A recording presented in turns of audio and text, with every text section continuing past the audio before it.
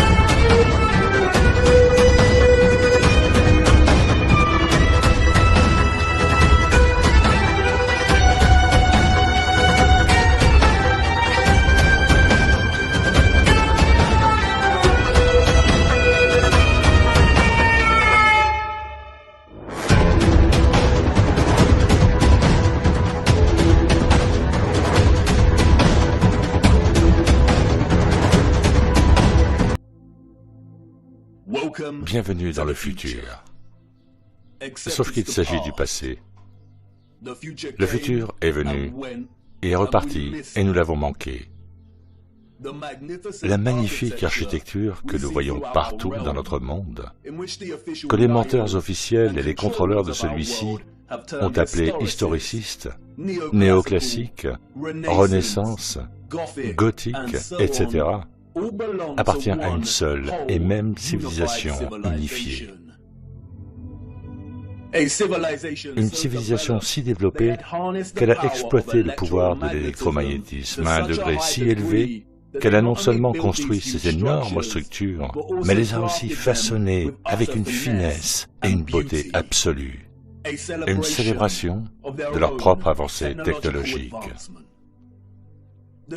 Les structures ont été conçues dans le seul but de récolter et de générer de l'énergie électromagnétique et de la distribuer partout dans le monde. Leur ville, leur village et tout un mode de vie dépendaient de l'utilisation d'une énergie électromagnétique puissante, propre et gratuite. L'énergie était captée et collectée dans l'ionosphère au-dessus de nos têtes, au moyen d'antennes, de flèches, de dômes et de tours. Toutes les structures impossibles que nous voyons aujourd'hui ont été reconverties, rebaptisées par nos contrôleurs et les citoyens du XIXe siècle. Ceci n'est pas une église, ce n'est pas une mosquée, ce n'est pas un château et ce n'est pas un bâtiment gouvernemental. Ce sont des générateurs puissants et gargantuesques. Ils collectaient et généraient l'énergie électromagnétique qui était ensuite stockée dans d'immenses centrales électriques et distribuée et redirigée par des structures sophistiquées et avancées, dont un énorme électroaimant ou ce que nous connaissons sous le nom d'arc de triomphe. L'énergie était stockée dans des batteries et des condensateurs, tels que des tours et des obélisques.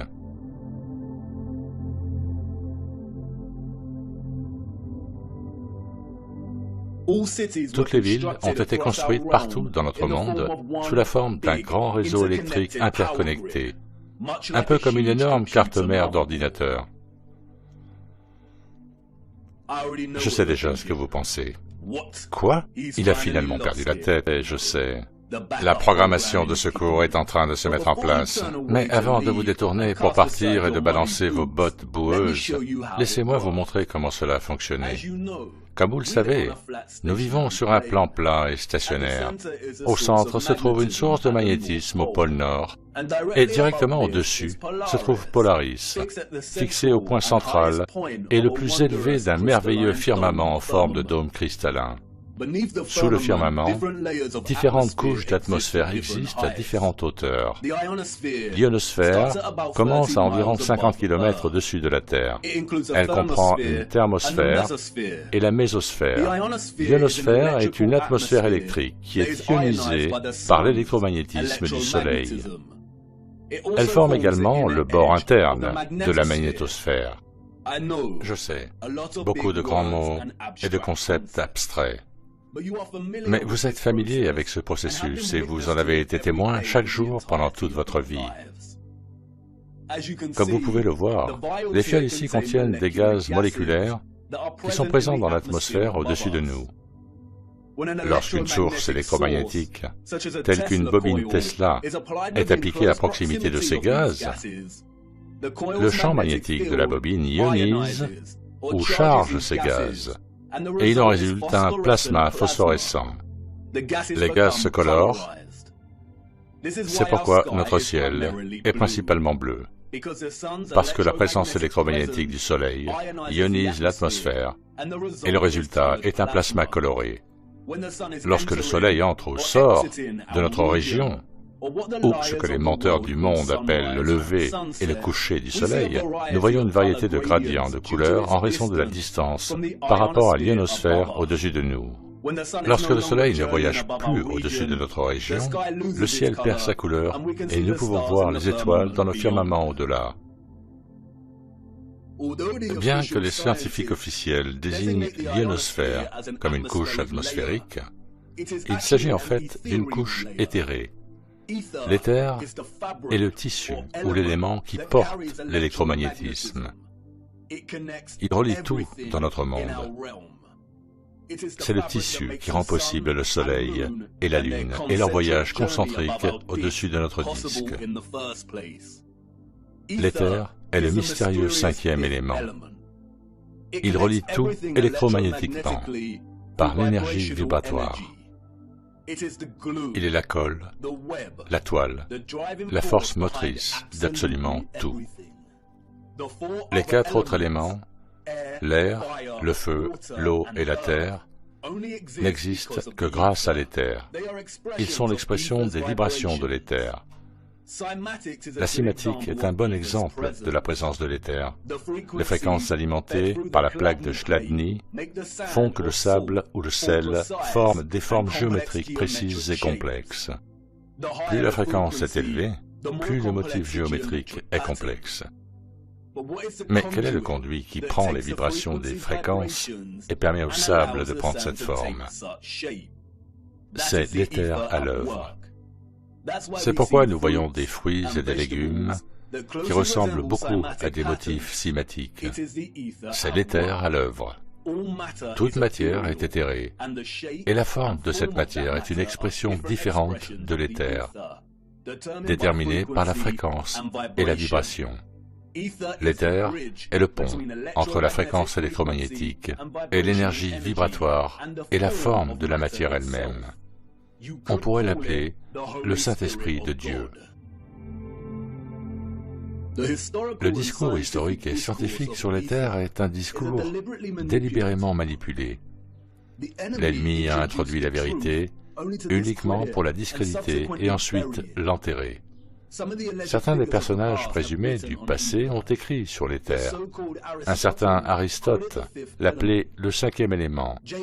James Clerk Maxwell, le soi-disant père de l'électromagnétisme, a parlé de l'éther en déclarant « Dans plusieurs parties de ce traité, on a tenté d'expliquer les phénomènes électromagnétiques par une action mécanique transmise d'un corps à un autre, au moyen d'un support occupant l'espace entre eux.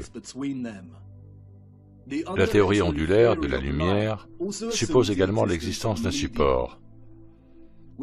Il nous reste maintenant à montrer que les propriétés du support électromagnétique sont identiques à celles du support luminifère. Le support auquel il fait référence ici est l'éther. Albert Einstein et d'autres ont réussi à solidifier le modèle héliocentrique à travers des écoles frauduleuses de la pensée scientifique. Mais même Einstein ne pouvait nier la présence de l'éther. Selon la théorie générale de la relativité, l'espace est doté de qualités physiques. En ce sens, il existe donc un éther.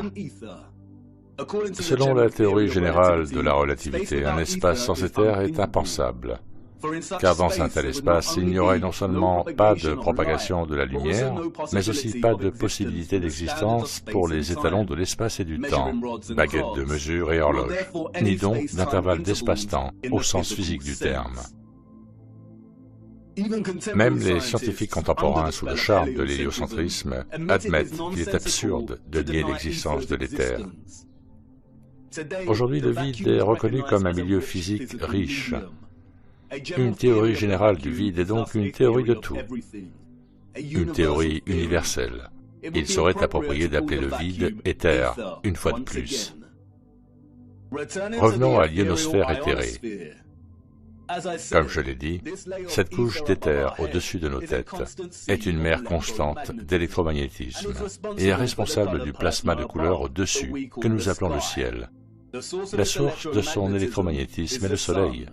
C'est à cause de cette couche ionisée que nous obtenons des éclairs ionosphériques, sous forme de farfadets, qui influencent à leur tour les orages en dessous. Un ion est une particule, un atome ou une molécule ayant une charge électrique nette. L'électricité est un flux continu d'ions. Les électrolytes de notre corps sont ionisés. Tout est relié par l'électromagnétisme et l'éther. Nos ancêtres historiques hautement développés et sophistiqués comprenaient non seulement le fonctionnement de l'ionosphère et de l'éther, mais ils avaient également mis au point des méthodes pour les exploiter de manière magistrale en tant que combustible pour alimenter la Terre entière. Et si le processus exact par lequel ils ont pu extraire l'éther nous est délibérément caché et reste inconnu, les vestiges structurels que l'humanité a depuis réutilisés en tant qu'architecture nous offrent de nombreux indices sur la façon dont tout cela a fonctionné. Les preuves sont partout pour ceux qui ont des yeux pour voir. Et une fois que vous les voyez, elles deviennent si évidentes que vous vous en voudrez de ne pas les avoir remarquées en premier lieu. La question est très complexe, et il faudrait du temps pour l'étoffer. Pour l'instant, nous allons donc examiner de plus près certaines de ces structures et présenter quelques concepts de base. Au fur et à mesure que nous poursuivrons notre voyage, nous explorerons tout plus en détail. Nous les voyons partout. Au sommet de toutes ces magnifiques structures, des tours, des flèches et des pinacles qui s'élèvent en antennes pointues. C'est à travers ces antennes complexes que l'éther était récolté.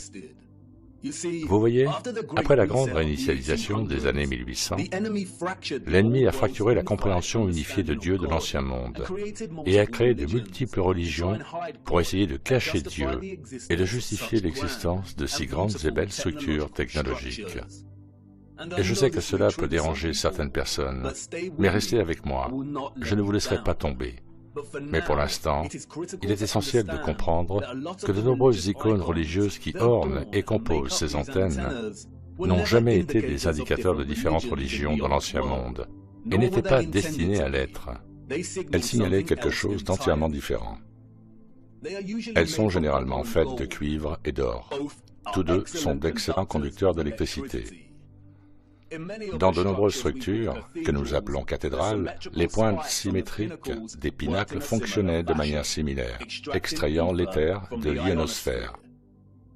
Une fois récoltée, l'énergie devait inévitablement être attirée vers le bas dans la partie supérieure la plus large de ces structures en forme de dôme. En examinant l'intérieur de plusieurs de ces dômes, nous nous rendons compte qu'ils reposent sur une ornementation symétrique, obtenue par des indentations ou des cavités dans la maçonnerie. Dans le monde de l'électromagnétisme, un résonneur à cavité fonctionne par symétrie pour produire des oscillations ou des vibrations de particules énergétiques. Les formes symétriques forcent les particules énergétiques ou les ions à vibrer de manière constante. Est-ce la raison pour laquelle nous voyons une ornementation symétrique parfaite dans le plafond de nombreuses structures en forme de dôme? Cela semble sans doute absurde, mais la majorité de ces structures comportent également un petit type de résonneur à cavité, ou ce que l'on appelle plus justement des magnétrons à cavité, qui offrent une certaine clarté quant à la fonction réelle de ces structures. Un magnétron à cavité est un tube à vide de grande puissance qui génère des micro-ondes en utilisant l'interaction d'un flux d'ions avec un champ magnétique lorsqu'il se trouve dans le résonateur de la cavité. Un magnétron fonctionne à travers un vide symétrique et vidé.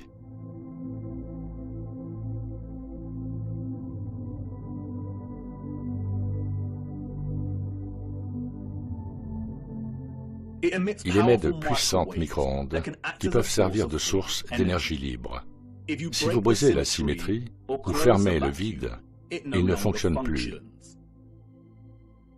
Mais pouvez-vous voir la ressemblance? Ces structures n'ont jamais été conçues pour contenir du verre. Les contrôleurs ont ajouté le vitrail aux rosaces pour couper la fonction du magnétron. Ils ont fermé nos instruments d'énergie libre. Et ils sont partout dans ces structures.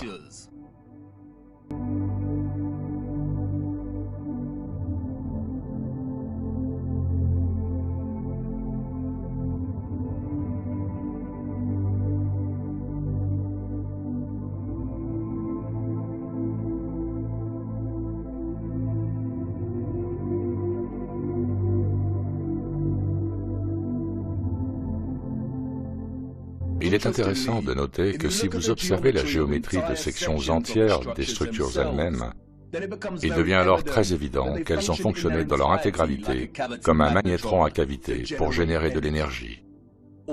Tous les magnétrons à cavité sont constitués d'une chambre métallique circulaire centrale chauffée, dans laquelle le courant sort et que l'on appelle cathode. Regardez ce mot, cathode.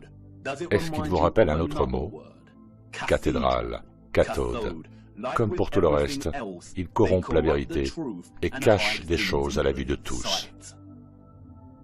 Les contrôleurs ont retiré la plupart des cathodes faisant partie intégrante de ces magnétrons à cavité, mais il existe aujourd'hui certaines structures dans lesquelles on peut voir des traces de l'ancienne cathode encore présente. Le recours important à la symétrie et autres cavités dans ces structures n'est pas une coïncidence. L'ornementation symétrique aurait fonctionné de manière similaire, faisant vibrer les particules énergétiques de manière constante.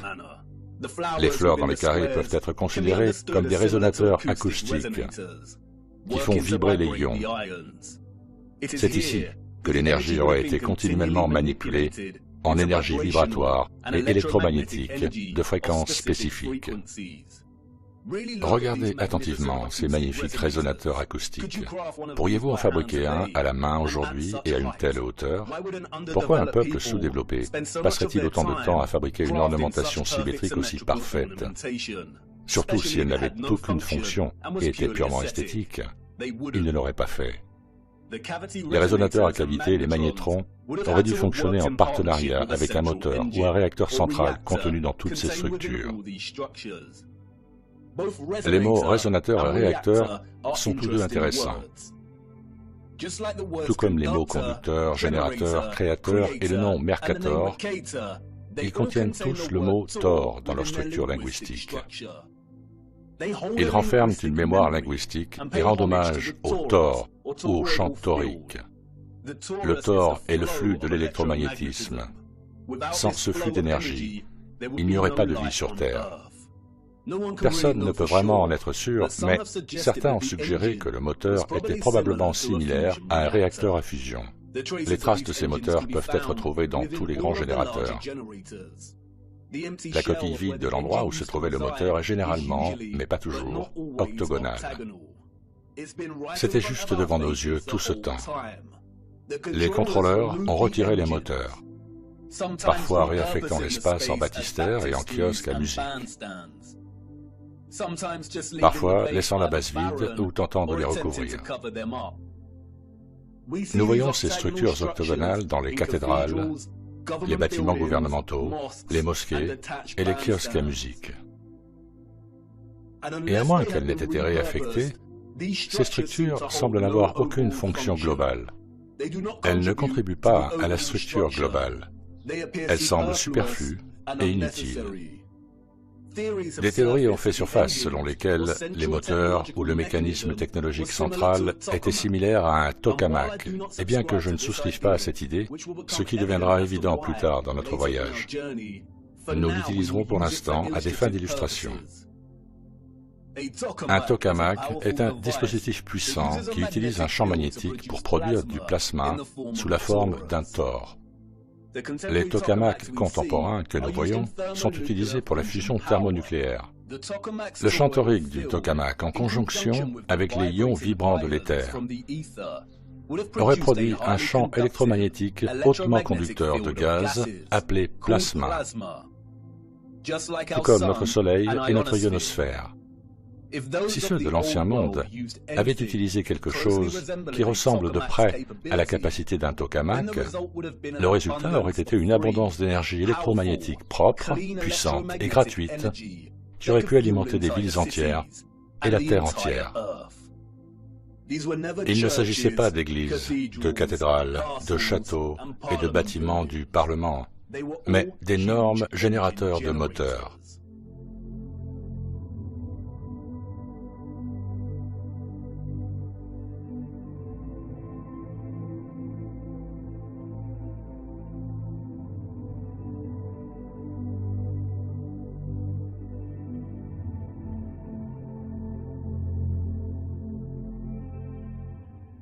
Les contrôleurs ont inventé des étiquettes et des termes tels que Renaissance, gréco-romain, et ainsi de suite, pour décrire le style de ces structures.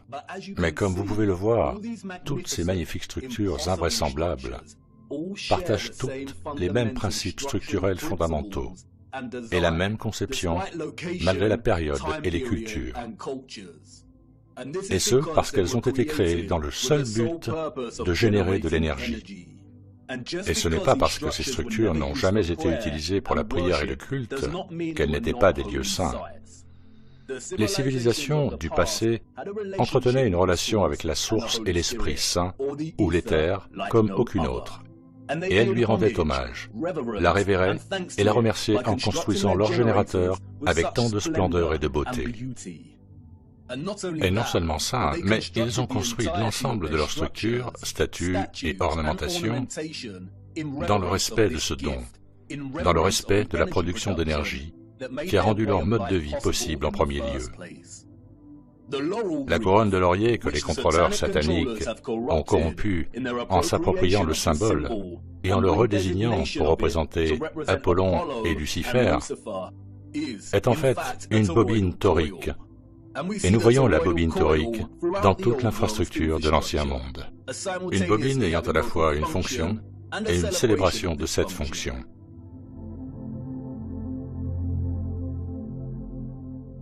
Les bobines électromagnétiques sont des conducteurs électriques. Elles sont utilisées dans des applications où le courant électrique interagit avec un champ magnétique, dans des dispositifs tels que les générateurs, les moteurs, les inducteurs et les transformateurs. La plupart des bobines se présentent sous la forme d'une bobine torique ou d'un fil en spirale. Les bobines sont utilisées en conjonction avec un aimant pour produire un puissant électromagnétisme. Plus le nombre de tours de fil est élevé, plus le champ magnétique est puissant. Les bobines génèrent des vortex qui, à leur tour, créent un champ électromagnétique. C'est un seul et même système interconnecté.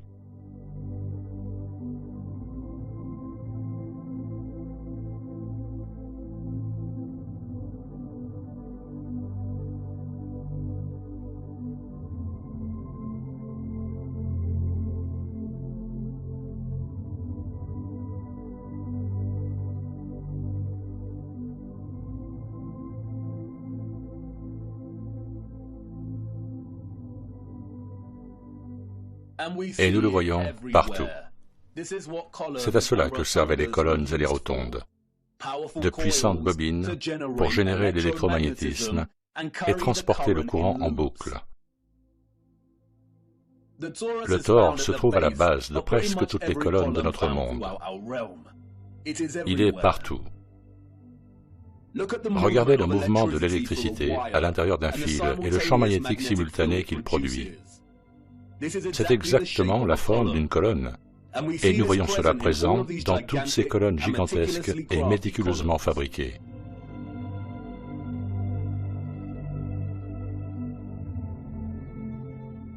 C'est pourquoi nous voyons le champ magnétique représenté au sommet de nombreuses colonnes. C'est le mouvement des ions dans le champ magnétique. C'est le mouvement du Thor et du vortex torique.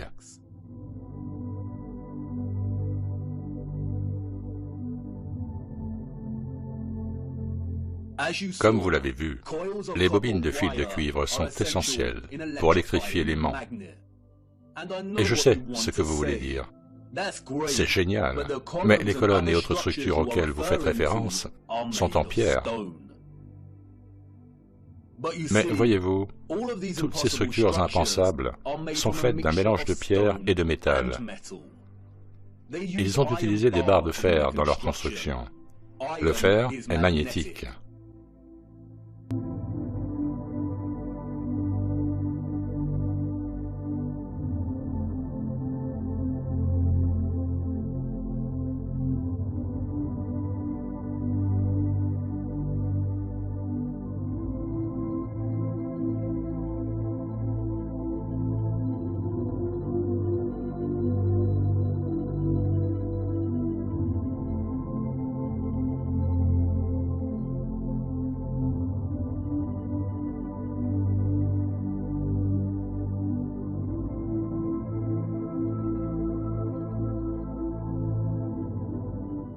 Ces barres de fer traversent toute l'infrastructure en pierre et sont complétées par une couverture en cuivre et en or. Le cuivre et l'or sont de puissants conducteurs d'électricité. Souvent, nous trouvons des statues entières, des arches, des dômes et des toits faits d'un cuivre bleu distinctif. En outre, la pierre calcaire, le granit et la dolomie sont mélangés à du silicium cristallin ou du quartz. Le quartz a un fort potentiel électrique. Les colonnades et les arches que nous voyons partout étaient à l'origine des composants intégraux de l'infrastructure électromagnétique globale. Bien qu'elles soient également construites dans des formes géométriques qui reflètent le flux d'énergie électromagnétique, comme les bouches de bobines, les champs magnétiques en fer à cheval et les vortex toriques, comme tout ce qui était construit dans l'Ancien Monde, elles étaient à la fois fonctionnelles et conçues comme un hommage à cette fonction. Une grande quantité d'énergie éthérée était stockée dans des structures construites en briques rouges et en béton. Les briques rouges et le béton sont d'excellents conducteurs d'électricité. Ils fonctionnaient comme d'énormes condensateurs ou batteries.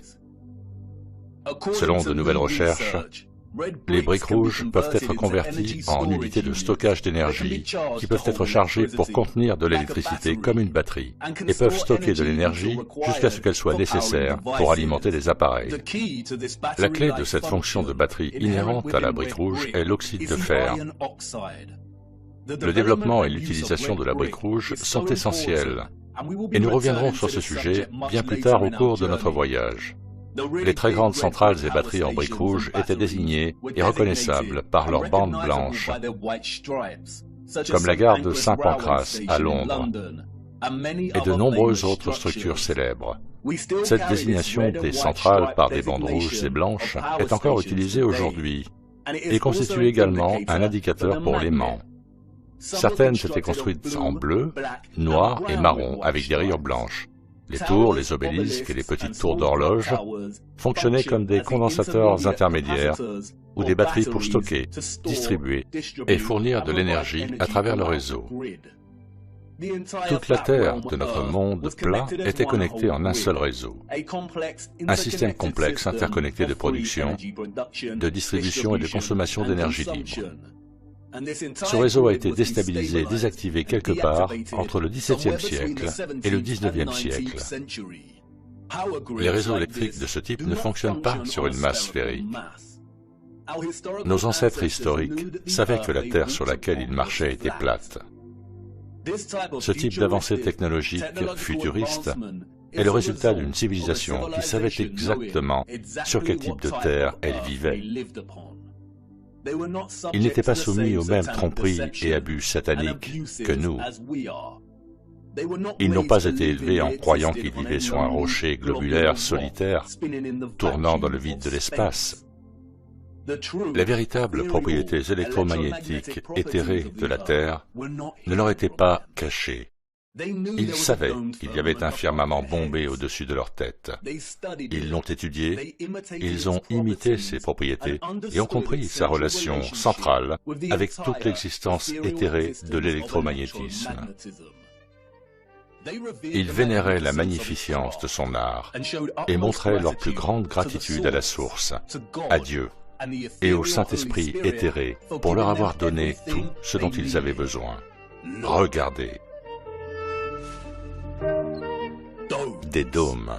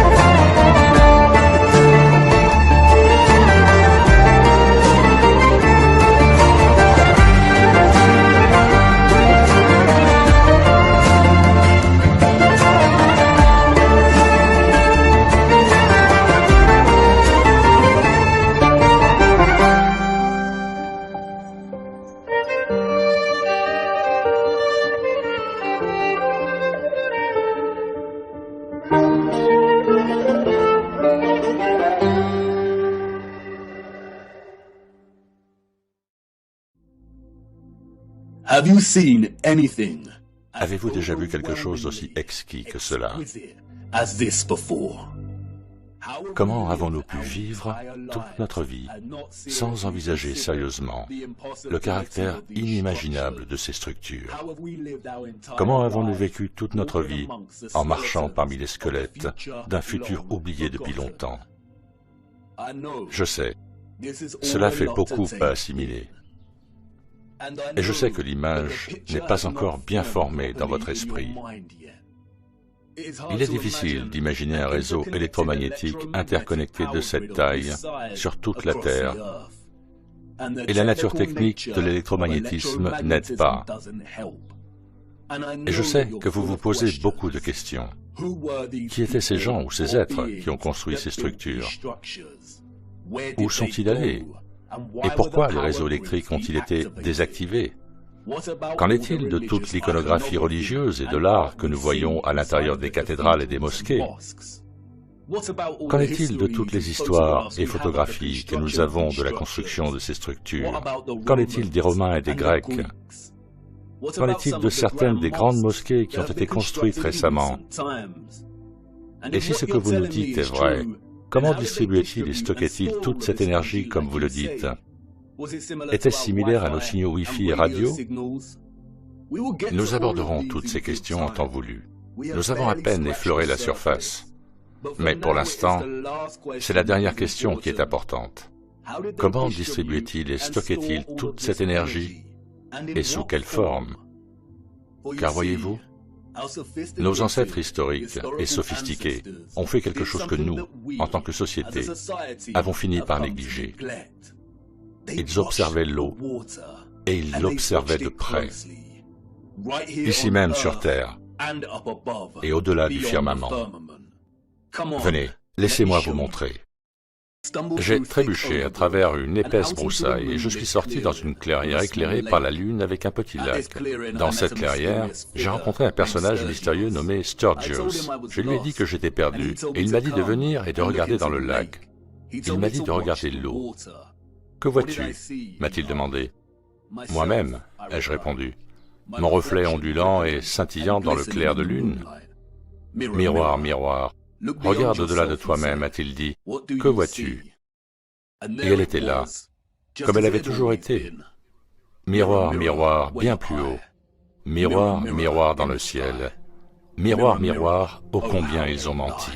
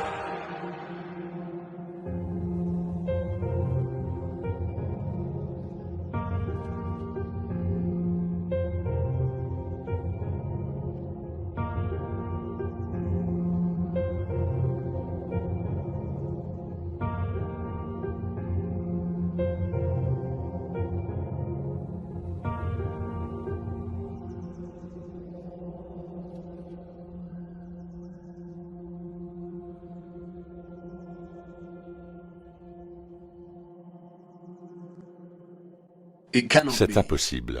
Tout ce temps, caché à la vue de tous. Un reflet déformé, peu fiable, mais inébranlable. Une image quasi photographique à la fois de notre monde connu et qu'est-ce que c'est? C'est le monde inconnu. Merci Sturgios pour tout ton travail. Sturgios a cartographié chaque continent dans les moindres détails. Son travail est méticuleux. Il a cartographié les fuseaux horaires, les saisons, les trajectoires de vol et les distances.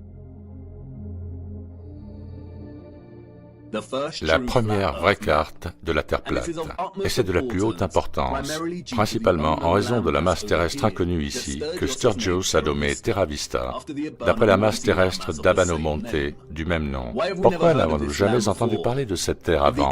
Si la zone ici est notre monde connu, alors le monde est vraiment énorme. Mais attendez une minute. La présentation de Sturgios de notre monde connu, ici, cartographie les 5 principaux cercles de latitude. Nous voyons le cercle arctique, les tropiques, l'équateur et le cercle antarctique. Et Sturgios a cartographié le voyage concentrique du Soleil autour de ces cercles de latitude, cartographiant les saisons et les fuseaux horaires avec la plus grande précision et exactitude. Alors, qu'est-ce qui se passe? Le Soleil et la Lune ne peuvent pas parcourir la totalité des masses terrestres présentées ici, car cela prendrait trop de temps. Est-ce que cette masse terrestre n'a pas son propre Soleil? Ou peut-être que la Lune n'est pas une carte du vaste monde, après tout? Mais pas si vite. Nous devons passer un peu de temps à décomposer la découverte de Sturgios ici. Comment l'image de la face de la Lune a été et est formée? Quand a-t-elle été formée et pourquoi? Autant de questions auxquelles personne ne peut répondre. Personne ne le sait, à part les trompeurs des hautes sphères.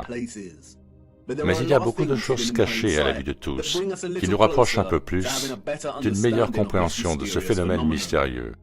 Tout d'abord, c'est la nature de cette image. C'est une image composite. Vous êtes témoin de plusieurs images simultanées lorsque vous regardez la face de la Lune. Et ces images s'apparentent à un type de photographie au rayon X. Et il est évident qu'il y a aussi beaucoup de distorsions et d'illusions optiques dans ces images. Personne ne peut expliquer comment cette image composite s'est formée, et personne n'a jamais donné de réponse satisfaisante à la question de savoir ce qu'est exactement la Lune, et ce à juste titre, car si c'était le cas, nous ne serions pas dans cette situation. Alors que la plupart des vues alternatives de la véritable nature de la Lune sont enracinées dans des théories absurdes, telles que celles imaginées par de nombreux trompeurs et garçons qui n'ont pas grandi et qui émettent l'idée que ce sont des extraterrestres qui ont créé la Lune et qu'il existe des bases souterraines au fond de ces cratères. Il y a cependant un homme qui a parlé de la Lune dans les années qui ont précédé la course à l'espace des années 60 et qui a offert une vision très sensée. En 1965, le professeur Foster a défié un complexe scientifique corrompu en déclarant que l'atterrissage sur la Lune était une impossibilité. Une impossibilité, selon lui, parce que la Lune est constituée de plasma et non de matière solide. Voilà ce qu'il a déclaré lors d'une interview. Quelle est votre théorie? Eh bien, c'est bien plus qu'une théorie. Il y a 10 ou 11 ans, j'ai déclaré à divers scientifiques que la Lune n'était pas un morceau de roche, mais du plasma. Un phénomène de plasma, un plasma cosmique, et que ce fait sera finalement confirmé. J'ai fait certaines prédictions qui ont déjà été confirmées en 1958, et la situation actuelle est proche d'une confirmation complète. Des règles scientifiques sont exprimées dans le monde entier maintenant que la Lune semble être d'une nature tout à fait différente de ce que l'on supposait. Les Américains et les Russes envisagent d'y faire atterrir des hommes. Oh, bien, ça n'arrivera jamais, pas sur la Lune. Sur Mars, Vénus et d'autres planètes, oui, mais la Lune est définitivement, comme je l'affirme, un plasma. Comme la plupart de ceux qui s'expriment, Foster faisait très probablement partie de l'opposition contrôlée. Remarquez qu'il affirme qu'il est possible d'atterrir sur d'autres planètes, mais pas sur la Lune.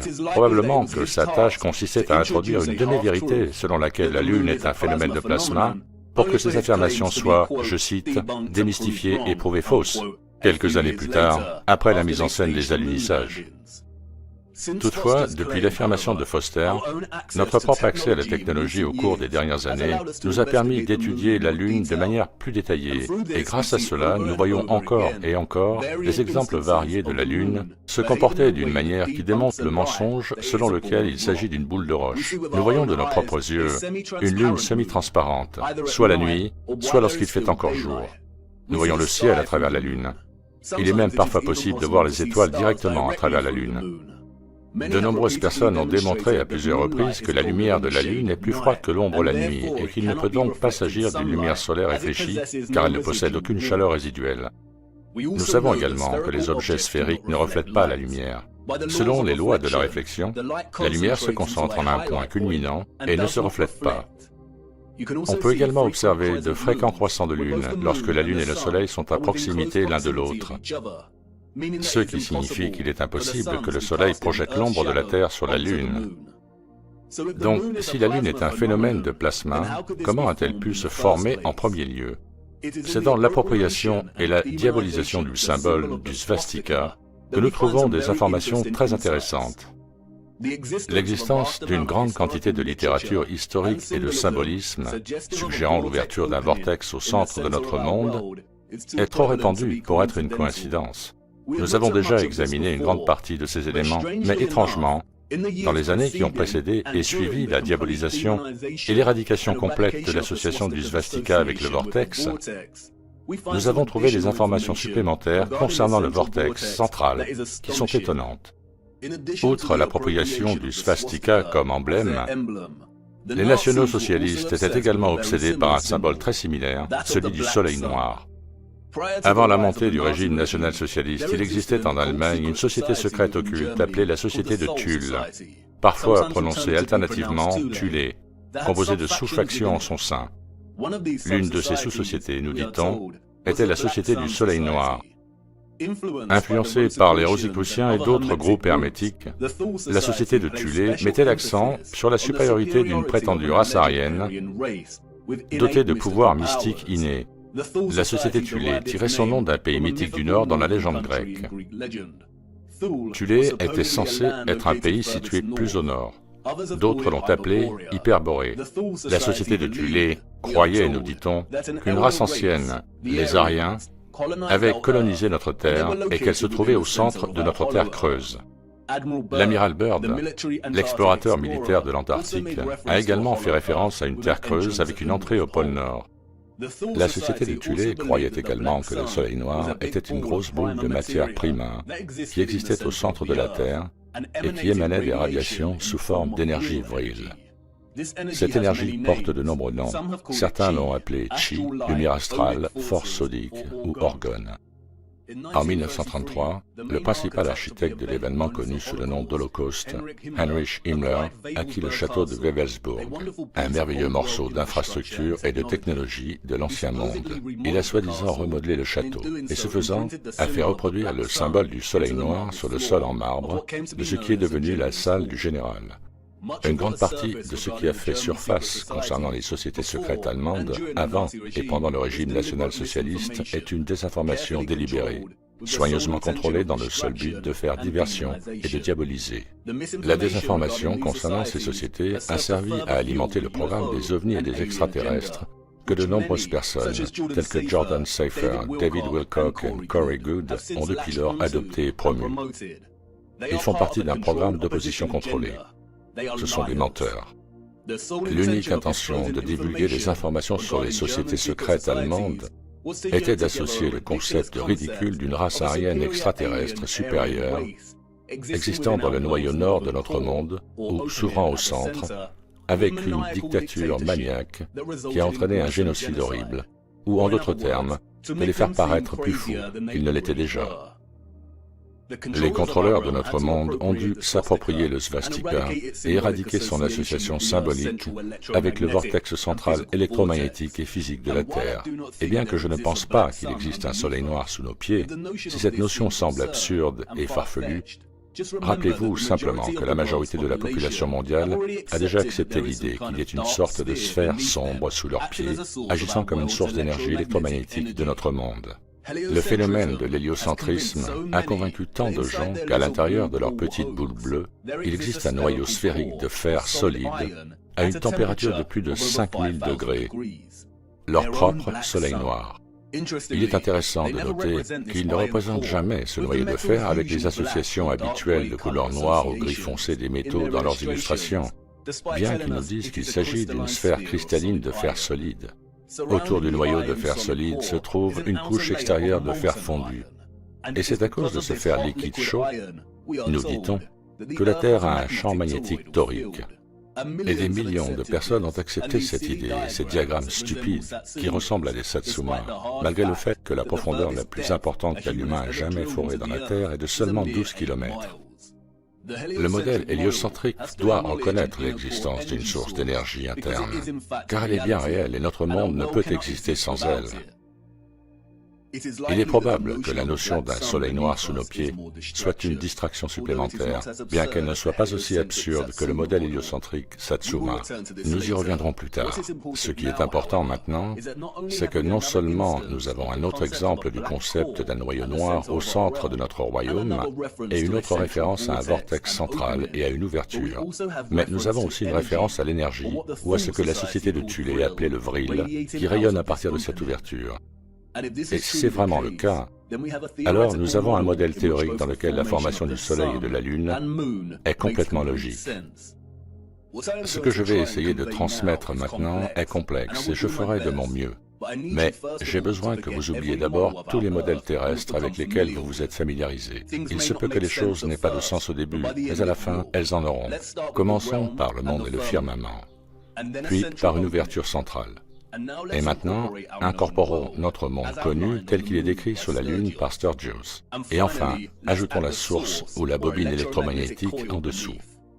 Qu'il s'agisse d'une roche magnétique ou d'une bobine électromagnétique, la source du champ magnétique de notre monde est située au centre et sous nos pieds. Et toute source d'électromagnétisme intense produirait un fort rayonnement. Personne ne peut l'affirmer avec certitude, mais il est fort probable que le plasma concentré que nous appelons la Lune soit le résultat d'une forme unique de rayonnement, similaire au rayon X, qui émane de cette source via une ouverture ou un vortex. Des rayons X ou des faisceaux de radiation très puissants émaneraient, selon les lois de la physique, de ce vortex central en ligne droite divergente. Comme les rayons X, ils seraient également invisibles. Les faisceaux divergents continueraient jusqu'à entrer en contact avec le firmament lui-même. Les faisceaux de rayons X diffèrent des faisceaux lumineux et n'ont pas tendance à se réfléchir. Les rayons X sont comme une forme superpuissante de lumière, et comme leurs longueurs d'onde sont plus courtes que celles de la lumière ordinaire, cela signifie que leur fréquence est beaucoup plus élevée. Pour cette raison, les rayons X peuvent traverser des objets que la lumière ordinaire ne peut pas traverser, ce qui signifie que les rayons X ne sont pas facilement réfléchis. Il n'existe pas beaucoup de matériaux qui reflètent, diffusent, réfractent ou redirigent les rayons X. Et si je ne dis pas à proprement parler que les rayons X en sont la cause, toute forme de rayonnement puissant se comporterait de la même manière. Il existe des matériaux qui peuvent réfléchir les rayons à haute énergie, et c'est un homme nommé Lawrence Bragg qui, en 1913, a découvert que les structures cristallines reflètent les rayons X. C'est exact, des structures cristallines, un firmament cristallin. La réflexion de Bragg est utilisée par exemple pour focaliser la lumière monochromatique et il existe un dispositif appelé monochromateur qui utilise des miroirs cristallins incurvés pour réfléchir les rayons X afin de focaliser la lumière monochromatique. Les monochromateurs standards utilisent un prisme pour décomposer la lumière. Cette image est très familière et Wikipédia l'affiche pour que tout le monde puisse la voir. Elle est maintenant associée à un album de musique tristement célèbre. Quel est le titre de cet album ? Ils nous le disent. Cela signifie que nous sommes sur la bonne voie. Les faisceaux de radiation réfléchis par le firmament de cristal seraient probablement redirigés vers le bas, décentrés et dans l'ionosphère au-dessus de nos têtes. La même ionosphère dans laquelle l'énergie électromagnétique éthérée a été récoltée. C'est ici que les rayons convergeront et se concentreront pour générer le phénomène de plasma que nous appelons la Lune. L'idée que les rayons électromagnétiques se réfléchissent dans le firmament et convergent dans l'ionosphère peut sembler saugrenue, mais il existe de nombreuses expériences amateurs que vous pouvez réaliser vous-même afin de démontrer le pouvoir de concentration des rayons lumineux. Comme on le voit ici, les rayons du soleil réfléchis dans le miroir concave sont capables de produire une chaleur intense et d'allumer un feu. Les rayons lumineux réfléchis se concentrent en un point pour générer de l'énergie. Et n'oubliez pas que les faisceaux de rayonnement, comme les rayons X, sont beaucoup plus puissants que les rayons lumineux. Si la Lune est un point de plasma concentré et condensé, alors cela doit se produire dans l'une des couches de l'ionosphère au-dessus de nous. Tous les gaz nobles internes de notre ionosphère apparaissent dans différentes couches et à différentes altitudes. Nous avons vu comment ils sont chargés par l'électromagnétisme du Soleil pour former le ciel de plasma. À une certaine altitude dans l'ionosphère, il y a deux couches de gaz de néon et d'hélium. Il est probable que le Soleil se forme de façon similaire à l'intérieur de ces couches. Après tout, l'hélium est linguistiquement très similaire à Hélios. Il est cependant probable que la Lune se forme au niveau d'altitude où le gaz krypton est présent. Le krypton est connu pour sa lumière blanche phosphorescente. Il est également utilisé pour créer du plasma non thermique ou froid, comme le démontrent les scientifiques contemporains qui développent ce domaine aujourd'hui. La raison principale pour laquelle la lumière de la Lune est froide et non chaude comme celle du Soleil n'est pas connue, mais elle est probablement due à une polarité produite par leur interaction avec notre champ électromagnétique dans l'ionosphère, la Lune étant le diélectrique de polarité négative par rapport à la charge positive du Soleil. Les cratères observés sur la Lune sont probablement dus à la génération de ce plasma. Il s'agit peut-être d'une sorte d'émulsion de plasma qui présente une sorte de dégazage ou de bouillonnement, comme on le voit avec les défauts de peinture à l'uréthane. Récemment, des théories bizarres ont émergé, selon lesquelles nous vivrions à l'intérieur de l'un de ces cratères sur la Lune. Ce n'est pas exact. La Lune est une sorte de plasma phosphorescent et concentré, et non un objet solide. Vous pouvez voir la formation de ce plasma et de ces cratères ici même. Ce n'est pas solide, c'est une lumière. Et c'est génial, car nous avons un modèle très réaliste et fonctionnel de la formation de la Lune. Ce que nous n'avons pas, en revanche, c'est une explication de la formation de l'image composite de sa surface.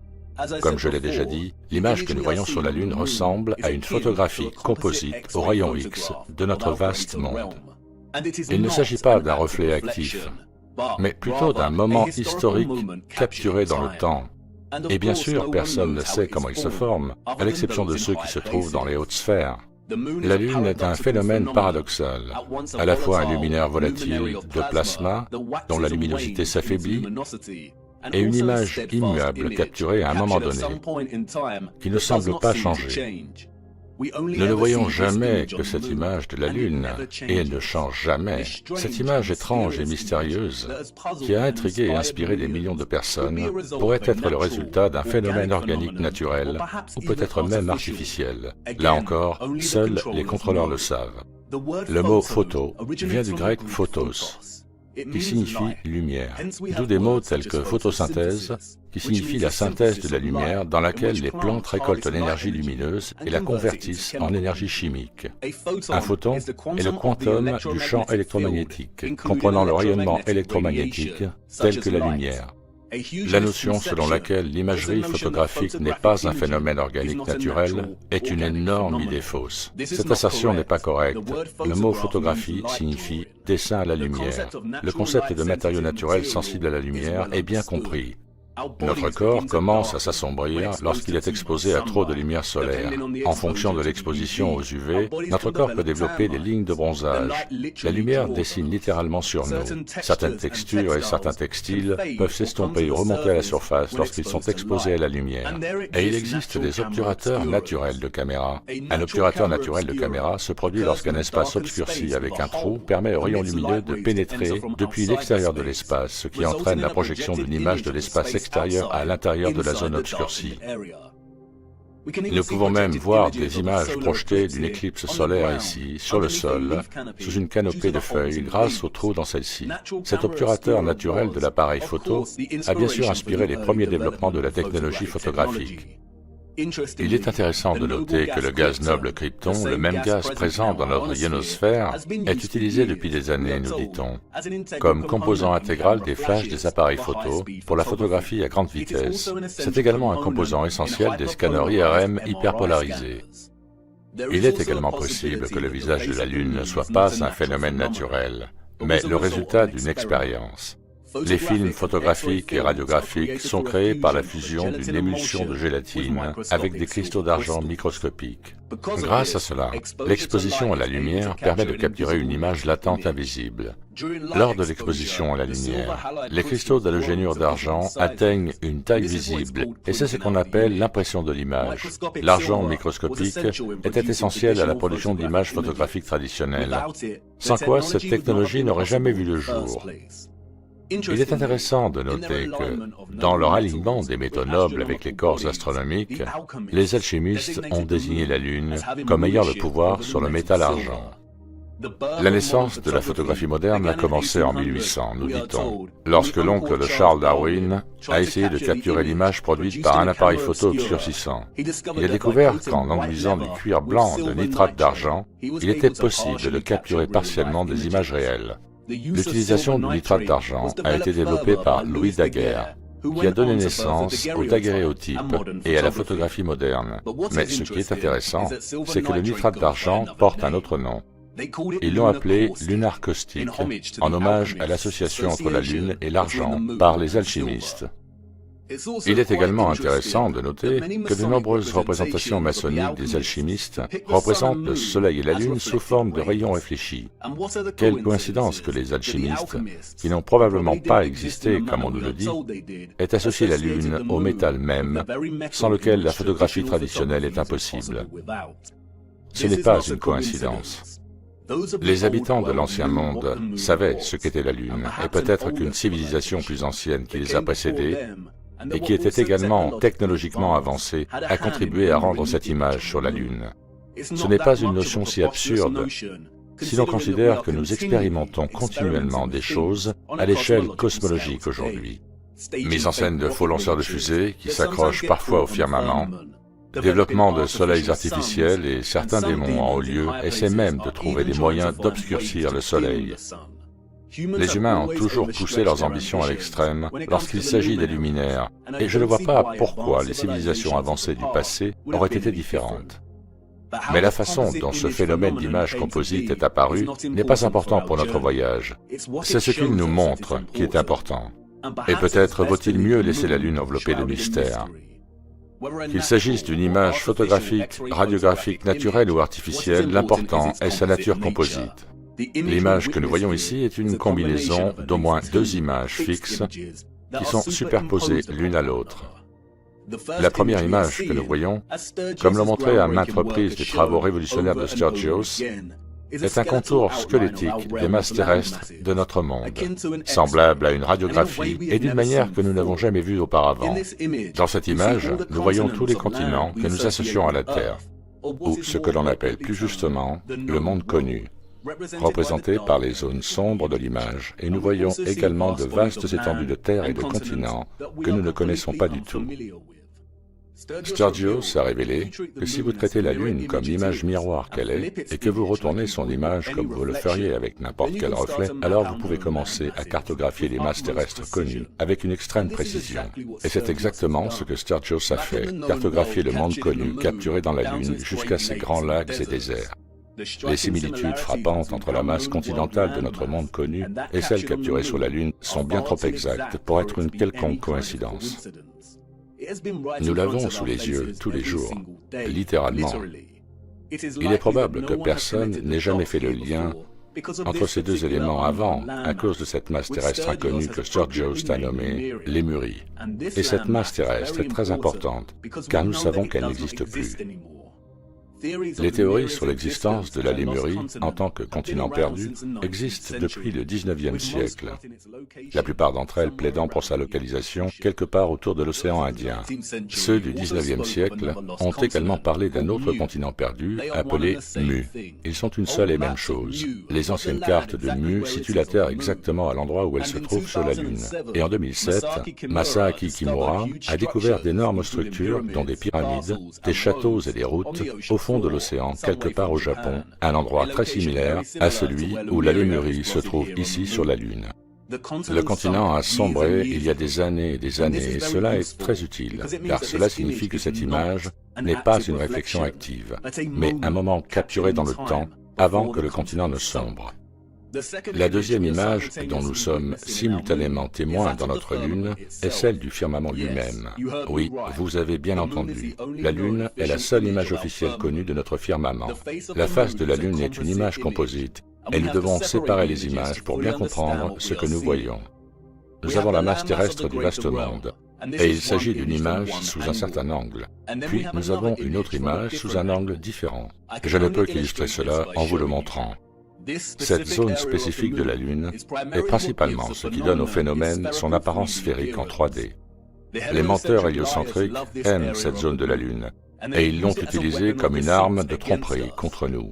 Ce n'est pas un cratère avec des rayons comme ils nous le disent. Regardez de plus près, regardez bien. Ce ne sont pas les marques d'un objet sphérique.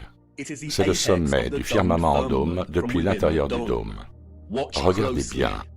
C'est une image composite sur la Lune, présentant les deux images simultanément. Et ceci est l'intérieur d'un dôme hémisphérique. Et maintenant, vous voyez, si vous alignez le point d'apex central d'un dôme hémisphérique intérieur, alors cela devient tout à fait évident. Si vous effacez les lignes vectorielles restantes du dôme, alors cela devient vraiment évident. Et une fois que vous le voyez, il devient très difficile de ne plus le voir. Ce n'est pas une sphère, c'est une illusion d'optique. Ce sont les marques d'un dôme hémisphérique. Et c'est non seulement le sommet de la couronne intérieure du firmament, mais aussi un reflet du centre de notre monde. Cette zone de la Lune donne sa forme sphérique à cause des rayons qui en émanent. Mais comme vous pouvez le voir, c'est une illusion d'optique. Les rayons sont en fait des nervures hémisphériques qui partent de la couronne du dôme. La zone au milieu de ces nervures n'est pas un cratère. C'est le vortex situé directement sous le point le plus haut du dôme. Les contrôleurs ont nommé cette zone Tycho. On nous dit que ce nom lui a été donné par l'astronome jésuite Giovanni Riccioli en 1651. Sans Tycho, les contrôleurs de notre monde auraient beaucoup de mal à convaincre des millions de personnes qu'elles vivent sur une boule tournante géante. Et comme pour tout le reste, ils ont utilisé Tycho pour cacher les choses à la vue de tous. Par exemple, un autre astronome maçonnique du XVIIe siècle, Pierre Gassendi, l'a appelé Umbilicus Lunaris, le nombril de la Lune. Ce qui est intéressant, car la mythologie nordique utilise le même simulacre du nombril pour décrire le Vegarmir, le tourbillon au centre de notre monde. L'Odyssée de l'espace d'Arthur C. Clarke, l'un des romans de science-fiction les plus célèbres de tous les temps, présente un cratère sur la Lune nommé Tycho. Dans ce roman, les scientifiques constatent qu'un puissant champ magnétique émane du cratère et découvrent qu'il provient d'un monolithe cubique noir enterré à 50 mètres dans le cratère. Un monolithe noir, un rupes nigra, une roche noire magnétique. Si vous séparez les deux images, vous pouvez voir clairement qu'il s'agit en fait de deux images sous deux angles différents qui se sont en quelque sorte superposées l'une à l'autre. Nous ne voyons pas d'océan ou de masse d'eau capturée dans la première image, ce qui suggère qu'une sorte de rayonnement X est en jeu. C'est pour cette raison que nous ne voyons pas de vortex au centre de la première image. Et encore une fois, personne ne sait comment ces images ont été formées. Mais si une sorte de faisceau de rayonnement était responsable, alors la première image des masses terrestres de notre vaste monde a très probablement été capturée lorsque les rayons ont frappé le firmament, et lorsque ces rayons ont été réfléchis dans notre ionosphère et ont commencé à former la masse de plasma que nous appelons la Lune. Il est probable que la deuxième image a été capturée, et c'est l'image du firmament, de la structure existant au-dessus de nous. Et c'est pourquoi nous pouvons voir le contour de cette structure, les étoiles au-delà de cette structure et la réflexion du vortex, et d'autres grandes profondeurs en dessous. La Lune est un chef-d'œuvre de perspective déformée, une incarnation plasmatique de la théorie, ce qui est en haut est en bas. Et il va falloir beaucoup de travail et d'attention pour lisser cette distorsion afin d'essayer d'obtenir une image suffisamment fidèle pour créer une carte correcte du monde dans lequel nous vivons. Et parce que la Lune est une masse de plasma semblable à un disque, la première image de la Terre présente une certaine distorsion curviligne, et vous pouvez la voir ici sur les bords, alors que la Terre commence à se déformer et à s'enrouler légèrement. Un travail sérieux doit être effectué pour créer une projection plate de cette distorsion. Mais cela ne devrait pas être trop difficile, car la distorsion est minime sur ses bords. Et c'est pourquoi Sturgios peut cartographier les cercles de latitude, les saisons et les fuseaux horaires avec une grande précision. Une carte sans distorsion pourrait ressembler à ceci. Mais des questions importantes demeurent. Si le vortex central est absent de l'image de la Terre sur la Lune, alors pourquoi Sturgios a-t-il tracé la Terre que nous supposons être l'hyperborée ici, et qui n'est pas au centre? Et qu'en est-il de toutes ces autres terres? Le Soleil et la Lune ne peuvent pas voyager au-dessus de toutes ces terres, car il leur faudrait plus de 24 heures pour en faire le tour, et nous connaissons les trajectoires du Soleil et de la Lune. Et la grande question, celle que vous voulez désespérément poser depuis que vous avez découvert la seule carte que nous ayons, où est le mur de glace dont vous, les platistes, parlez sans cesse? Commençons par l'hyperborée. Et c'est ici que de nombreux platistes peuvent éprouver une dissonance cognitive. Bien que Sturgios ait tracé l'hyperborée ici, il n'y a aucune preuve qu'il s'agisse de la véritable hyperborée. Il y a beaucoup de masses terrestres différentes dans cette région, et nous ne pouvons pas en être sûrs. Cela me fait mal de dire que l'hyperborée n'existe peut-être pas comme nous l'avons cru. L'hyperborée de Makita est probablement l'œuvre des maçons pour nous écarter du vrai chemin. Et c'est ce à quoi sert notre objectif, n'est-ce pas? Creuser pour trouver la vérité est une entreprise difficile et en creusant plus profondément, nous nous rendons compte que les artefacts que nous avons découverts auparavant ne sont peut-être pas aussi utiles ou importants que nous le pensions au départ. Nous nous trompons tous, mais restez avec moi. Pas besoin de désespérer pour le moment. Il est très intéressant que la carte d'Abano Monte ait été ajoutée à la collection de cartes de l'université de Stanford et mise à la disposition du public en 2017, la même année où la Terre plate gagnait considérablement en popularité et où les gens commençaient à se réveiller. Il est aussi intéressant qu'elle ait été disposée comme une planosphère. Les énormes feuilles individuelles de cette carte étaient initialement disposées comme une projection d'Atlas, mais David Ramsey a acheté une carte en 2016 et l'équipe s'est mise au travail en scannant chaque feuille individuellement et en les traitant numériquement pour les enrouler autour d'une sphère. Peut-être que la publication de la merveilleuse carte de Monte était une tentative de faire croire aux platistes qu'Hyperborée était située au pôle Nord et de convaincre les dubitatifs qui ne s'étaient pas encore vraiment réveillés. Un acte très subtil de manipulation. Mais pourquoi voudrait-il que les platistes restent fixés sur l'Hyperborée? J'ai quelques idées concernant l'hyperborée, mais d'abord nous devons nous tourner vers les horloges.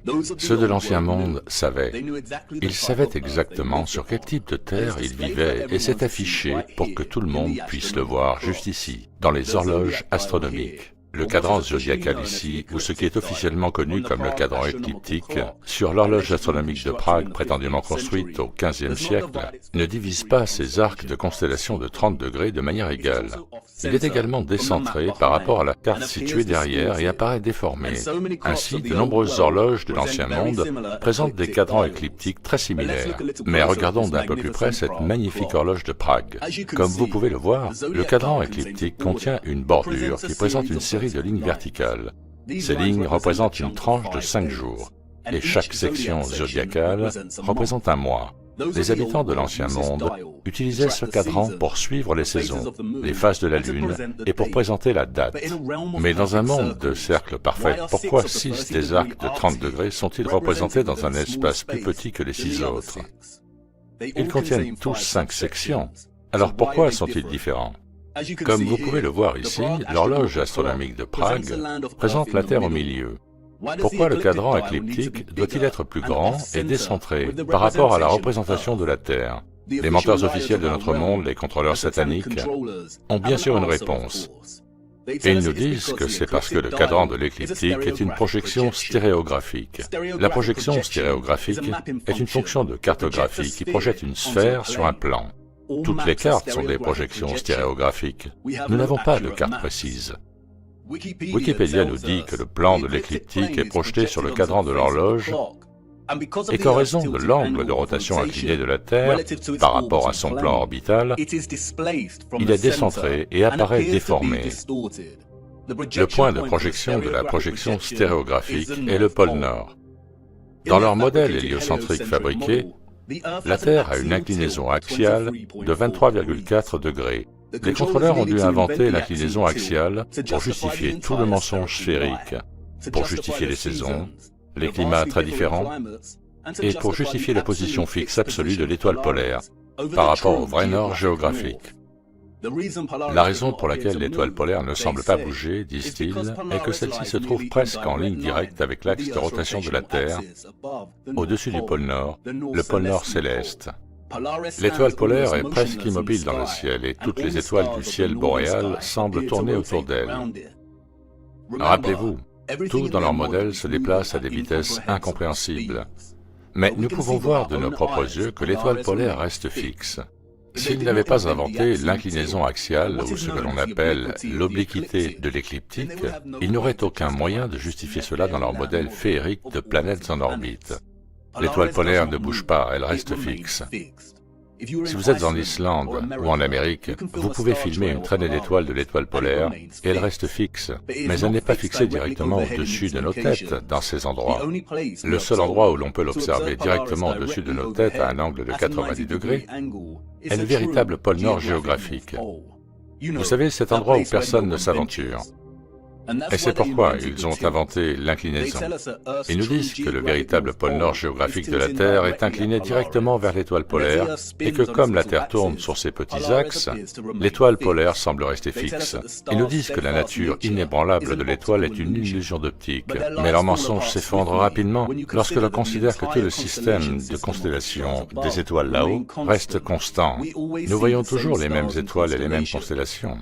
Si la Terre tournait sur son axe en orbite autour du Soleil, et que ce dernier traversait notre galaxie, qui se déplace également dans un univers plus vaste, la précession de l'équinoxe serait-elle vraiment si prévisible? Les constellations des cercles tropicaux de latitude apparaîtraient-elles vraiment avec une telle constance en union? Année après année, au solstice, ou cela semblerait-il un peu plus aléatoire? Ce sont des menteurs, et nous savons tous que l'eau ne ment pas. L'eau au repos n'est pas courbe ou convexe. Car voyez-vous, les contrôleurs sataniques sont passés maîtres dans l'art de la rétro-ingénierie. Le cadran écliptique du zodiaque céleste n'est pas une projection stéréographique. L'ensemble du modèle héliocentrique relève de la science de la rétro-ingénierie, et ils ont dû commencer à partir de l'étoile polaire et remonter le temps, afin de justifier sa position fixe et inamovible, et s'assurer qu'elle était compatible avec leur globe.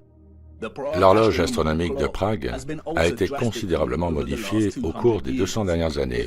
Elle a subi des incendies, a été restaurée et modifiée. Et vous pouvez le voir ici, dans la façon dont la projection de la Terre derrière l'horloge a changé au fil du temps, passant d'une carte plate à une sphère bombée et disgracieuse. Mais regardez, quand vous alignez le cadran écliptique avec la carte de notre vaste monde, alors tout devient logique. Les constellations du zodiaque apparaissent déformées, bien qu'elles aient toutes 5 sous-sections égales, parce que notre emplacement est limité à une portion du vaste monde, et que cela régit notre perspective d'observation des étoiles. La forme de ce cadran n'a rien à voir avec une inclinaison axiale. Elle est conçue de cette façon pour refléter notre monde connu à l'intérieur de cette poche de champ magnétique. Le monde est beaucoup plus vaste, et par conséquent, le firmament et la circonférence des étoiles fixes dans l'eau au-delà sont beaucoup plus grands que la circonférence de notre propre champ magnétique. L'étoile polaire est ici, au-dessus du centre, et ceci est très important. Ils nous disent que notre pôle nord magnétique est séparé de ce qu'ils appellent le vrai nord géographique. Notre pôle nord magnétique se déplace. Comment est-ce possible? Est-ce un autre de leurs mensonges? Non, ce n'est pas le cas. C'est une demi-vérité, et ils nous disent que, sur une période d'un siècle, le pôle nord magnétique s'est déplacé de son emplacement, juste au-dessus du Canada, à celui du Groenland, et qu'il est maintenant en route pour la Sibérie. Il se déplace rapidement. Pourquoi?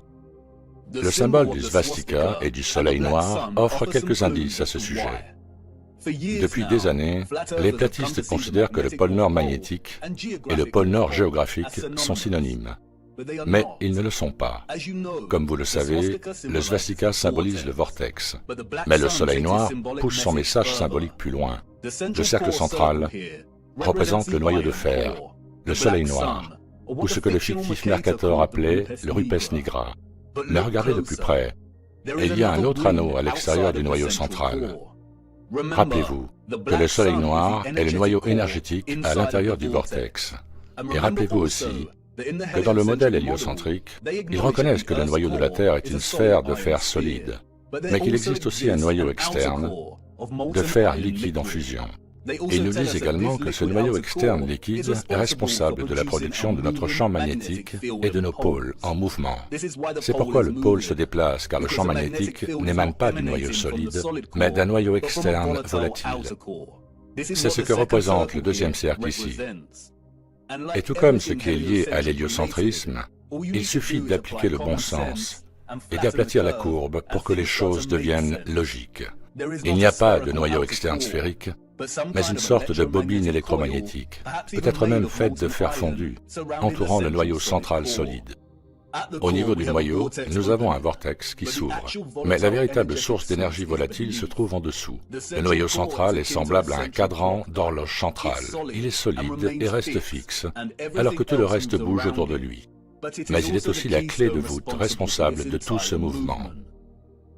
Tout ce qui entoure notre monde bouge. Les étoiles au-dessus de nous, le Soleil, la Lune et le noyau électromagnétique extérieur sous nos pieds. Tandis que la Terre elle-même et le noyau central solide restent immobiles. Non seulement ce noyau extérieur se déplace et entraîne avec lui notre pôle nord magnétique, mais il est très probable qu'il se déplace en fonction de la précession de l'équinoxe, en même temps que les étoiles au-dessus de nous, qui quittent leur position fixe, ce qui signifie qu'ils se déplacent probablement de 30 degrés de la circonférence du monde tous les 2160 ans. Le pôle nord magnétique se déplace lentement, et c'est aussi naturel que le voyage concentrique du Soleil et de la Lune au-dessus de nous. Et c'est pourquoi le symbole du Soleil noir est une roue à 12 rayons. Chaque rayon représente une constellation fixe du zodiaque. Chaque rayon représente un âge individuel. Et le résultat est une situation comme celle-ci. Tous les 2160 ans, notre pôle magnétique nord fait le tour du noyau solide interne et du vortex de 30 degrés. C'est pourquoi le pôle s'est déplacé du Canada et est en route vers la Sibérie. Il traverse le cercle central extérieur, ou ce que l'on appelle plus justement le cercle magnétique. Nous vivons à l'intérieur d'une horloge parfaite, à l'intérieur de l'horloge de Dieu. Le Soleil et la Lune tournent autour de notre pôle nord magnétique, qui est situé approximativement au centre de la masse terrestre de notre monde connu. Mais ce pôle nord magnétique tourne autour du vortex intérieur et accomplit une révolution complète tous les 25 920 ans, ou ce qu'on appelle une grande année. Chaque grande année est constituée de 12 âges précessionnels ou astronomiques, de 2160 ans chacun. Nous sommes sur le point d'entrer dans l'ère du Verseau, et c'est pourquoi notre pôle nord magnétique est en route pour la Sibérie. Lorsqu'un pôle nord magnétique contourne un cercle magnétique central, le champ magnétique torique se déplace avec lui. Le Soleil et la Lune sont liés dans leur révolution par notre pôle nord magnétique et, de ce fait, il se déplace uniquement dans notre champ magnétique torique. C'est pourquoi le pôle nord magnétique sera toujours le centre de notre monde connu. Comme je l'ai déjà dit, la première image de la masse terrestre présentée sur la face de la Lune s'apparente probablement à une image au rayon X et n'a pas capturé de masse d'eau. Pour cette raison, elle n'a enregistré que les zones de notre monde à haute densité, comme la Terre, de la même manière qu'une image au rayon X capturera les parties de notre corps à haute densité comme les os, mais pas le sang dans nos veines. Dans un sens, il est approprié de considérer la masse terrestre capturée ici comme un squelette, et pour cette raison, elle n'a pas capturé l'eau ou l'océan qui entoure notre Terre, et ne présente pas de différenciation entre la masse terrestre gelée et celle qui ne l'est pas. Si le voyage concentrique du Soleil au-dessus de nous est lié par le pôle magnétique nord ici, et son champ magnétique torique, et que ce champ magnétique entier se déplace avec le pôle, alors il est probable que nous soyons dans une situation de changement de climat, alors que ce processus se déroule. Toutes les zones en dehors de notre champ magnétique seront inévitablement gelées et dans l'obscurité par manque de lumière solaire. Et ceci est cohérent avec ce que certaines écritures nous ont dit. Et je vis les grands fleuves, et je suis allé vers le grand fleuve, et j'atteignis une grande obscurité, et je parvins là où aucun autre être de chair ne marche. Je vis les montagnes des ténèbres de l'hiver. Le voilà, votre mur de glace, et ce n'est pas un mur fixe, constant. Il fond et regèle continuellement, avec la révolution du pôle, au cours d'une grande année, et de chaque âge astronomique. Comprenez-vous maintenant pourquoi ils sont terrifiés par la fonte des glaces de notre Terre, supposée se réchauffer, et la raison de cette blague démoniaque d'un homme qui veut obscurcir le Soleil? Ils utilisent le changement climatique naturel dû à la rotation du pôle magnétique pour justifier toute une série de mesures inutiles et de blanchiment d'argent. Ils sont terrifiés car ils sont sur le point de perdre tout contrôle de la narration. Nous devons sauver de la fonte le précieux Antarctique, le dernier endroit vierge de la planète. Mais comme vous pouvez le voir, il n'y a pas de masse continentale que nous pourrions appeler Antarctique. C'est un énorme mensonge. Quand ils font référence à l'Antarctique, il n'y a que le cercle antarctique. Et une grande partie des images de ce qu'on appelle l'Antarctique auraient pu être prises à n'importe quel endroit autour de ce cercle. Comme vous pouvez également le constater, les masses terrestres de l'Amérique du Sud, de la Nouvelle-Zélande et de l'Australie se trouvent toutes à proximité du bord extérieur de la grande carte du monde, et seraient donc à proximité des fondations du firmament lui-même. C'est très probablement la raison pour laquelle il y a une forte présence militaire dans ces régions.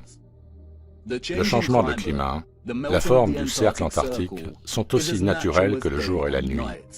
C'est un macro-processus de la grande horloge dans laquelle nous vivons. Nous avons déjà discuté de la manière dont les constellations dans lesquelles se trouve le Soleil pendant l'équinoxe et le solstice se croisent sur la route du zodiaque lorsqu'elles signalent l'âge et la désignation du tropique. Nous allons à nouveau examiner de plus près l'horloge de Prague. Le cadran central de l'horloge est placé au centre de notre champ magnétique et le Soleil et la Lune se déplacent dans ce champ. Notre champ magnétique est décentré par rapport à l'ensemble du vaste monde. Il ne s'agit pas d'une croix régulière, mais d'une vraie croix, ou de ce que l'on appelle aujourd'hui une croix latine ou un crucifix. Nous vivons dans la poutre transversale de la croix. Et au cas où vous ne l'auriez pas remarqué, notre pochette de champ magnétique dans le Grand Royaume forme également un croissant de lune. Pas le type de croissant de lune associé au mercure et à l'argent alchimique, mais ce type de croissant de lune. Le même symbole que les contrôleurs se sont appropriés et ont redésigné pour représenter la noblesse. La croix et le croissant sont des expressions naturelles inhérentes au fonctionnement de la machine temporelle dans laquelle nous vivons. Ils sont des expressions naturelles de l'horloge de Dieu. Et nous nous sommes trompés. L'étoile polaire n'est pas située à 90 degrés au-dessus de notre pôle nord magnétique, dans la région que nous appelons Arctique, où se trouvent le Groenland et l'Islande. L'étoile polaire se trouve au-dessus du vortex au centre du vaste monde. Et c'est ici que la distinction entre les directions cardinales géographiques et les directions magnétiques doit être soulignée. Lorsque nous voyageons dans notre monde connu ou sur les terres situées dans notre champ magnétique torique, nous utilisons une boussole magnétique et le pôle magnétique est au centre. C'est pourquoi, lorsque nous voyageons d'ouest en est, nous décrivons un cercle, et lorsque nous voyageons vers le nord, nous nous rapprochons du centre, et lorsque nous voyageons vers le sud, nous nous éloignons directement du centre. Cependant, il existe aussi des points cardinaux géographiques. Et que disent les Écritures à ce sujet? C'est juste là, dans la référence d'Enoch aux 4 quarts du monde. Notre champ magnétique, selon Enoch, se trouve dans le nord géographique du vaste monde. On appelle la première région l'orientale, car elle est la première. On appelle la deuxième le midi, car le Très-Haut descend là. Puis la région du couchant, dont le nom est l'imparfaite. La quatrième région, dont le nom est nord, se divise en 3 parties. La première d'entre elles est l'habitation des hommes. La deuxième est dans les mers des eaux, et dans les abîmes, et dans les forêts, et dans les fleuves, et dans les ténèbres, et dans la nuée. Et la troisième partie est dans le jardin de justice. Le vortex se trouve au centre du monde, ou ce qu'il est plus approprié d'appeler le vrai nord. L'image radiographique de la Terre sur la carte de la Lune ne montre pas ce vortex, mais, comme nous l'avons vu, il est présent dans la deuxième image du firmament. Au sommet du firmament, nous le voyons refléter, le nombril du monde. Il se pourrait que le jardin de la justice, auquel Enoch fait référence, et qui est aussi connu sous le nom d'Hyperborée, soit situé à l'endroit même où Sturgios l'a tracé. Mais cette terre n'est pas le vrai nord ou le vortex central. Cela ne peut exister qu'au centre. Et comme indiqué précédemment, il y a une certaine distorsion curviligne présente dans l'image composite sur la face de la Lune. J'ai utilisé ma petite carte colorée à des fins strictement illustratives. Je ne suis pas un cartographe, mais j'ai essayé de lisser certaines de ces distorsions. Espérons que Sturgios s'attaque à celle-ci. Dans ma tentative rapide, et dans la carte lunaire réelle, nous voyons une étendue de terre au centre, juste ici. Peut-être s'agit-il du jardin de justice qui entoure le vortex central. Et peut-être que Enoch a dit qu'il était situé dans notre quart nord, parce qu'on ne peut y accéder que depuis ce quart. Qui sait? Il est probable que les contrôleurs aient délibérément placé Hyperborée en Arctique dans les cartes frauduleuses afin de désorienter toute personne de nature curieuse et aventureuse. Si quelqu'un entreprenait de trouver le vrai Nord en utilisant ces cartes, il échouerait. Et en raison de la distinction entre la direction magnétique et la direction géographique, trouver le vrai Nord serait un exploit monumental, même sans leur tromperie. Si quelqu'un voulait vraiment voyager jusqu'au centre de notre grand royaume, il lui serait très difficile de le faire, et il faudrait qu'il abandonne complètement la boussole. Si le sud géographique de notre champ magnétique se trouve ici, avec les terres généralement associées au sud, alors le vortex central de notre vaste monde se trouve dans notre nord géographique, mais nous ne pourrons pas l'atteindre avec la boussole pointant vers le nord. Il n'est pas situé à notre pôle nord magnétique. Si vous utilisez une boussole pour voyager vers le nord, vous finirez par voyager ici. Si le pôle sud correspond à l'ensemble du cercle antarctique, alors pour voyager vers le vrai nord, il faudrait aller vers le sud. Mais même dans ce cas, cela échouerait très probablement. Si le centre est fait de fer, alors à un moment donné, il supplanterait le pôle magnétique sud de notre champ magnétique. Si par hasard vous aviez la chance de vous diriger vers le nord véritable, la boussole ne fonctionnerait probablement pas du tout à cause du noyau de fer. Selon ce texte mystérieux, l'invention Fortunata, ici la boussole du navire perd sa propriété et aucun navire ayant du fer à bord ne peut s'en sortir. Le seul moyen d'atteindre le vrai nord est la navigation céleste via l'étoile polaire, une compétence qui a été généralement éradiquée du savoir commun. Et je parie que ces océans sont très surveillés. Nous reviendrons sur les champs magnétiques plus tard dans notre voyage. Et nous devons vraiment nous réapproprier la définition du mot planète. Planète, une plus petite sous-section ou fraction d'un plan beaucoup plus grand. Le temps presse, chers auditeurs. Vous vous demandez pourquoi je vous ai amené dans cette sombre forêt. Pourquoi tout cela est important? Parce qu'il était une fois une réinitialisation. La ligne de temps établie est un mensonge. Nous ne pouvons pas commencer à tracer notre ligne de temps révisée, à moins que nous ne commencions à la tracer en accord avec le plus grand royaume que nous habitons. Nous devons appliquer l'horloge astronomique des âges pour nous rapprocher d'une certaine forme de clarté. Nous ne sommes pas encore sortis de la forêt. Et le sentez-vous déjà? La matrice entière commence à s'effriter.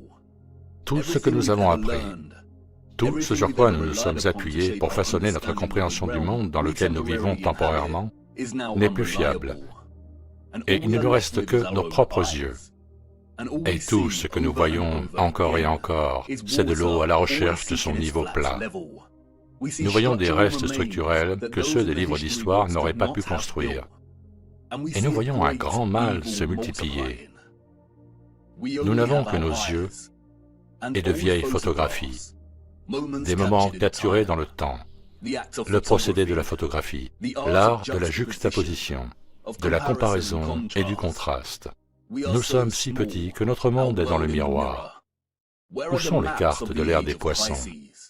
Où est passée notre histoire? Et que sommes-nous devenus? Sommes-nous si différents de ceux que nous voyons au XIXe siècle? Regardons-nous, à la recherche désespérée du temps perdu. Nos bottes sont couvertes de boue. Nous avons passé des journées entières à creuser dans la déception, à creuser et à déplacer la boue. Nous creusons frénétiquement, fatigués et endoloris, mais nous n'abandonnons pas. Et que trouvons-nous? Les mêmes choses que nos ancêtres du XIXe siècle ont trouvées. Des lueurs de gloire et de beauté, des douleurs et d'émerveillement qui restent obstinément silencieuses, n'offrant aucune explication sur son existence ou sa genèse.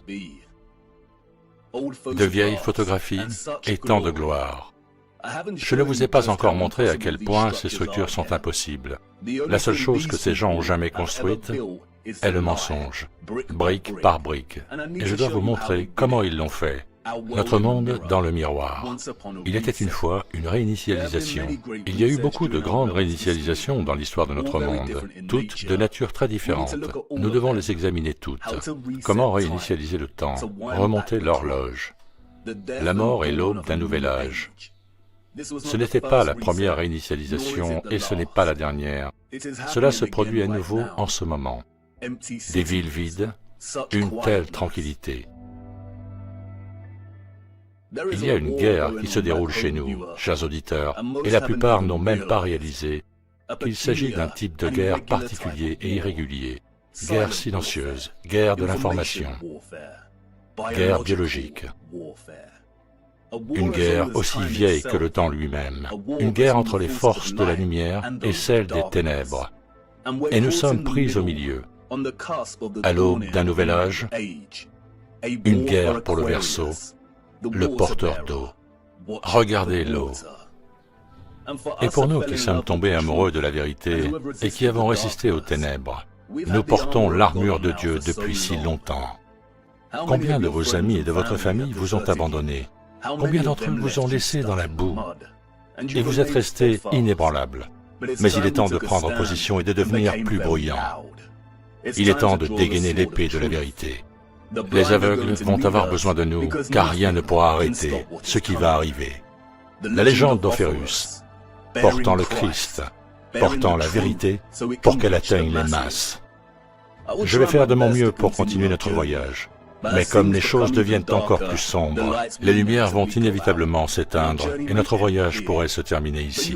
Mais vous en savez plus que vous ne le pensez, plus que vous n'en avez besoin. Vous avez vu assez de tromperies. Ne croyez pas une seule chose de ce qu'ils disent. Nous devons essayer et continuer à avancer. L'horloge fait tic-tac et nous n'avons pas beaucoup de temps. Nous devons aller en Sibérie. Il y a quelque chose de gelé dans la glace, il faut l'examiner. Allez. Il est temps d'aborder la grande question. Qui étaient les citoyens du futur? Et ce n'est pas ce que vous pensez. La chronologie est fausse et les cartes sont fausses. Ce n'est pas la réponse. Non, car voyez-vous, ils avaient un roi à leur tête, et pas n'importe quel roi.